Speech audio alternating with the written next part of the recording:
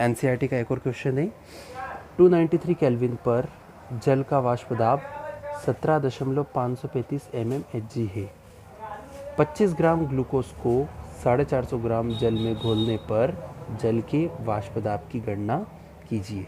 देखिएगा क्या दिया है, ये दिया गया है कि 293 केल्विन पर जल का वाष्प दाब इतना है, अर्थात ये जो है ये शुद्ध जल का वाष्प दाब है, अर्थात इसके अंदर अभी कोई भी विलेय पदार्थ मिला हुआ नहीं है। ऐसे शुद्ध जल का वाष्प दाब 17.535 mmHg है। फिर हमने क्या किया, हम 25 ग्राम ग्लूकोज लेके आए। 25 ग्राम ग्लूकोज को उस 450 ग्राम जल में मिला दिया। तो जो 25 ग्राम ग्लूकोज है ये अवाष्पशील विलेय है। ये क्या है, अवाष्पशील विलेय। अब आपके पास जो शुद्ध विलायक था उस शुद्ध विलायक के अंदर ये अवाष्पशील विलेय मिला दिया, जिससे क्या होगा, जिससे ये होगा कि इस जल के वाष्प दाब में कमी आ जाएगी। तो अब जो नया वाष्प दाब आया आपको वही वाष्प दाब ज्ञात करना है।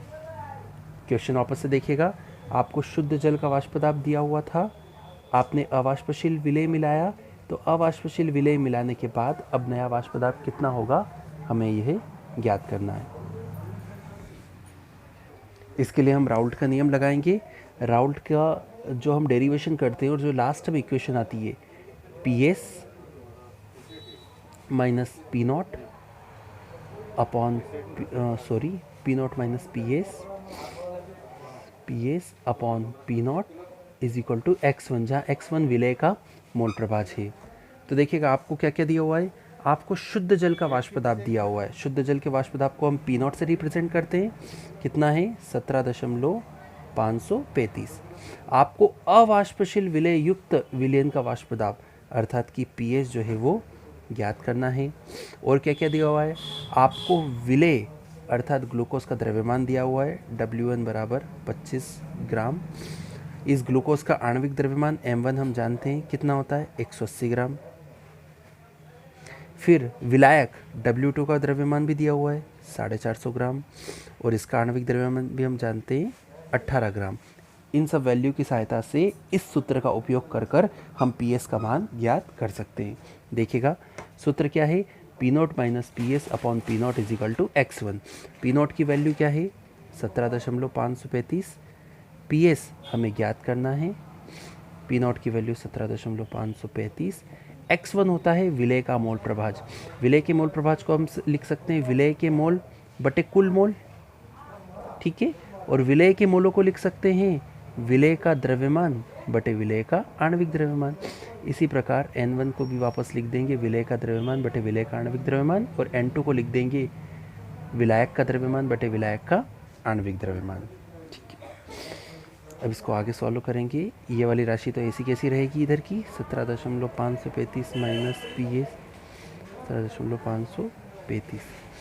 W1 की वैल्यू है 25 ग्राम, M1 की वैल्यू है 180 ग्राम बटे W1 25 बटे 180 प्लस 450 बटे 18। देखिएगा ये वाली जो राशि है वो इस राशि की तुलना में काफ़ी छोटी है, इसलिए इसे हम यहाँ क्या कर लेंगे, नगण्य मान लेंगे।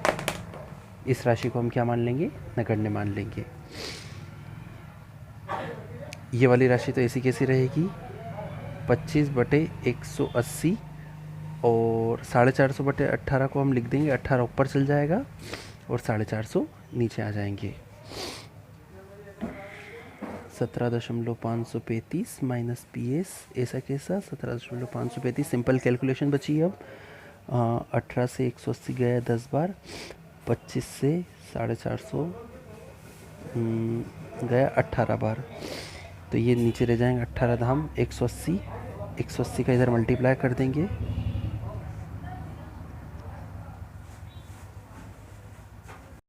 देखिए इसको मैं ऐसा काम करते हैं कि 17.535 का इन दोनों राशियों में भाग दे देते हैं, है ना, इसका बटा अलग और उसका बटा अलग। तो जब 17.535 में हम 17.535 का भाग देंगे तो मान आ जाएगा 1 माइनस PS अपॉन 17.535 इंटू 1/180।